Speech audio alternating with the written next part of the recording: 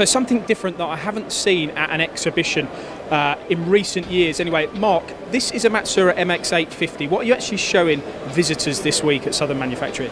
Well, we believe it's the first time in the UK that we've actually shown the capabilities of a 3D printing machine and what it can actually achieve in producing fixtures for our CNC machine tools. So we're machining a component, an aluminium part, but it's been supported and secured and held using a product that you've printed on your HP machine. That's correct, yeah. So are there any drawbacks to this? We haven't found any, to be fair. I mean, some of the major advantages of this are the fact that you can produce a fixture for your machine tool overnight rather than having a long protracted lead time for manufacturing your fixtures.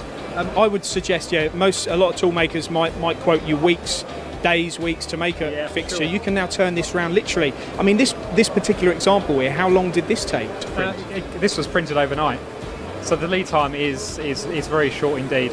Very short indeed. If someone was to question then the integrity of the component, would they be right or wrong? You can test it for sure. I mean, do you want to stand on it? Okay, I'll do that. Let me just test it. Right. So if I stand on this, you can evidently see that it takes my weight, which is I think it's just over 11 stone these days, if I'm lucky. But it has been something that people have been really interested in here. And not only just here, you've sold this solution into one of your customers, haven't you? Yes, we have a customer in the north of England that has this exact machine, an MX850, quick turnaround, small batch components, and he suffered from long lead times with fixtures. So he purchased a HP 3D printer and he prints fixtures overnight. Makes perfect sense to me. Thank you, Mark. It only does.